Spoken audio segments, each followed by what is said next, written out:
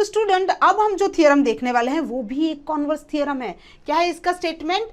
If the diagonals of a quadrilateral bisect each other than the quadrilateral is a parallelogram. Okay, अब ये हमें prove करना है। अब इसके लिए हम सबसे पहले क्या करेंगे? ऑब्वियसली एक क्वाड्रिलेटरल कंसिडर करेंगे। यहाँ पे मैं क्वाड्रिलेटरल कंसिडर कर रही हूँ, quadrilateral A B C and D. Okay, अब यहाँ पे हमें क्या कहा गया है कि इसके जो डायगोनल्स है वो बाइसेक्ट कर रहे हैं, तो हमें डायगोनल्स ड्रॉ करने पड़ेंगे।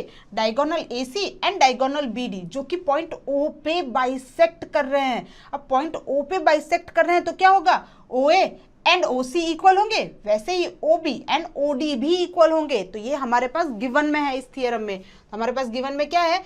ABCD is a quadrilateral and OA is equal to OB and OC is equal to OD. अब हमें प्रूव क्या करना है? We need to prove that this quadrilateral is a parallelogram. Means we need to prove that ABCD is a parallelogram. अब हम इसे prove कैसे करेंगे?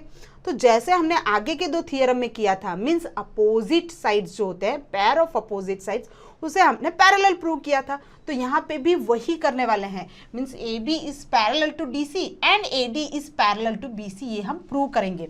अब प्रूव करने के लिए मैंने ऑलरेडी आपसे कहा है कि जब भी आपको लाइंस को पैरेलल प्रूव करना है, आपके पास चार कॉन्सेप्ट होते हैं: corresponding angles, alternate interior angles, alternate exterior angles, या तो फिर को इंटीरियर एंगल्स, है ना।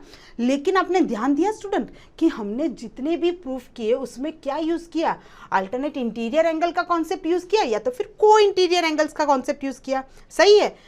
करस्पॉन्डिंग एंगल्स और अल्टरनेट एक्सटीरियर एंगल का कॉन्सेप्ट क्यों यूज नहीं हो रहा है वो मैं आपको बता देती हूँ, तो आपको कोई कंफ्यूजन नहीं होगा। ओके, देखिए यहाँ पे जो एंगल का कॉन्सेप्ट यूज हो रहा है वो कहाँ पे हो रहा है? क्वाड्रिलेटरल ABCD के इंटीरियर पार्ट में हो रहा है।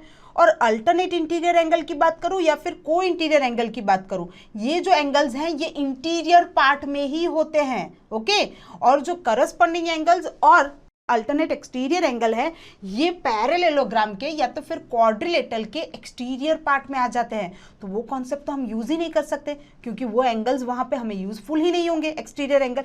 इसीलिए हम करस्पॉन्डिंग एंगल और अल्टरनेट एक्सटीरियर एंगल का कॉन्सेप्ट यूज नहीं कर रहे हैं, सिर्फ अल्टरनेट इंटीरियर एंगल्स और को इंटीरियर एंगल का ही कॉन्सेप्ट यूज कर रहे हैं। समझ में आई मेरी बात? तो यहाँ पे भी वही करने वाले हैं हम। अब यहाँ पे जो गिवन है means side OA, side OB, OC and OD हमें गिवन है, तो हम क्या करेंगे? इन्हीं साइड्स को इंक्लूड करते हुए हम दो ट्रायंगल्स पहले कंसीडर कर देते हैं। ओके, तो यहाँ पे मैं triangle AOD and triangle BOC consider कर रही हूँ। अब स्टूडेंट जरूरी नहीं है कि यही दो ट्रायंगल लिया जाए। ओके, आप ट्रायंगल AOB और ट्रायंगल COD भी ले सकते हो। ओके, क्योंकि इन दोनों ट्रायंगल्स में भी हमारे गिवन साइड्स इंक्लूडेड है।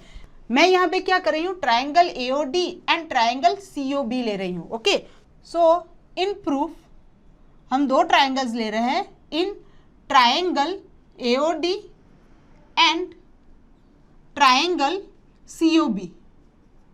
अब इन दोनों ट्रायंगल्स में इक्वल क्या है ये हम प्रूव करेंगे। देखिए, अगर मैं इन दोनों ट्रायंगल को कॉन्ग्रुएंट प्रूव कर देती हूँ, ध्यान से सुनिएगा, अगर मैं इन दोनों ट्रायंगल को कॉन्ग्रुएंट प्रूव कर देती हूँ तो इनके जो करस्पॉन्डिंग पार्ट्स है means corresponding sides and angles भी तो इक्वल होंगे। ओके, तो हमारा मेन एम क्या है? हमें AD और BC को पैरेलल प्रूव करना है। अगर मैं AD और BC को पैरेलल प्रूव करना चाहती हूँ तो angle DAO and angle OCB, अगर ये दोनों एंगल्स इक्वल हो जाते हैं means alternate interior angles equal हो जाएंगे। अगर अल्टरनेट इंटीरियर एंगल्स इक्वल हो रहे हैं तो लाइंस भी तो पैरेलल हो जाएगी। तो हमारा मेन कॉन्सेप्ट वही है, हमें दोनों ट्रायंगल को कॉन्ग्रुएंट दिखाना है तो अल्टरनेट इंटीरियर एंगल्स भी हमें इक्वल मिल जाएंगे। ओके, तो यहाँ पे सबसे पहले हम क्या करेंगे? दोनों ट्रायंगल्स में क्या इक्वल है ये देखते हैं। तो हमें गिवन में तो क्लियरली दिया ही गया है OA एंड OC इक्वल है, मीन्स दोनों ट्रायंगल में एक एक साइड इक्वल है। So we can write here OA is equal to OC। Reason क्या होगा? It is given. अब और क्या इक्वल है? तो देखिए, angle AOD and angle COB, ये दोनों एंगल्स भी तो इक्वल होंगे। रीजन क्या हो जाएगा? Vertically opposite angle. तो हम लिख सकते हैं यहाँ पे angle AOD is equal to angle COB। Reason is because of vertically opposite angles, है ना। अब आगे और क्या इक्वल हमें प्रूव करना है?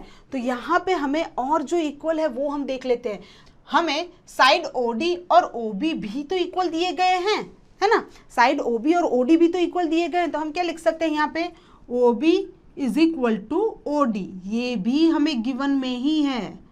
तो हमने यहाँ पे कौन सा क्राइटेरिया सेटिस्फाइड किया, देखिए साइड एंगल साइड, यहाँ पे हमने क्या किया side angle side side angle side, तो दोनों ट्रायंगल में हमने एस क्राइटेरिया सेटिस्फाइड कर दिया, तो ये दोनों ट्रायंगल कॉन्ग्रुएंट होंगे, तो हम क्या लिख सकते हैं therefore triangle AOD is congruent to triangle COB.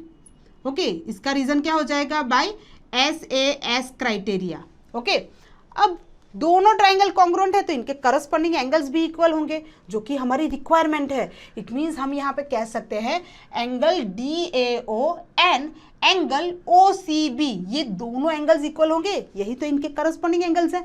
तो हम यहाँ पे लिख सकते हैं here angle DAO is equal to angle OCB या तो फिर BCO लिख सकते हो आप। रीजन क्या हो जाएगा, because of corresponding parts of a congruent triangle. Okay, congruent triangle के करस्पॉन्डिंग पार्ट्स है जो कि इक्वल है। अब यहाँ पे ध्यान से देखिएगा, AD और BC इन दोनों लाइन को अगर AC लाइन इंटरसेक्ट कर रही है, कौन सी कंडीशन के साथ, अल्टरनेट इंटीरियर एंगल्स को इक्वल करती हुई। तो अगर अल्टरनेट इंटीरियर एंगल्स इक्वल है तो AD और BC भी पैरेलल होंगे। तो हम यहाँ पे क्या लिख सकते हैं, yes here AC line AC intersects AD and BC at point A and C such that angle DAO is equal to angle OCB।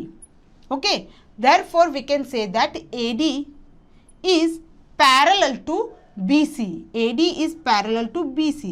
इसका रीजन क्या हो जाएगा, because of alternate interior angles. समझ में आई मेरी बात। तो यहाँ पे AD is parallel to BC हमने जैसे प्रूव किया ना, सिमिलरली हम प्रूव कर सकते हैं AB is parallel to DC। Okay, तो हम यहाँ पे क्या लिख सकते हैं, similarly AB is parallel to DC can be proved. Okay, वैसे ही हम प्रूव कर सकते हैं। अब हम क्या कह सकते हैं, हमारे पास यहाँ पे ये जो हमें मिला है AD is parallel to BC, इसे इक्वेशन 1 से इंडिकेट कर देते हैं, और यहाँ पे हमने ये जो प्रूव करना है सिमिलरली, इसे हम इक्वेशन 2 से इंडिकेट कर देते हैं। सो हम क्या लिख सकते हैं, from 1 and 2 ABCD is parallelogram. Okay, hence it is proved। तो स्टूडेंट्स, अगर ड्रोन स्टडी की ये वीडियोस आपको अच्छे लग रहे हैं तो आप प्लीज इनको लाइक करें, सब्सक्राइब करें, कमेंट्स लिखें स्टूडेंट्स, अपने थॉट्स बताएं, हमारे साथ शेयर करें कि आप और क्या चाहते हैं। और इतना ही नहीं स्टूडेंट्स, सबसे इंपॉर्टेंट नीचे शेयर बटन पे क्लिक करें और अपने दोस्तों के साथ इन वीडियोस को व्हाट्सएप और फेसबुक पे शेयर करें स्टूडेंट्स, ताकि वो भी इन वीडियोस का फायदा उठा सकें स्टूडेंट्स, राइट।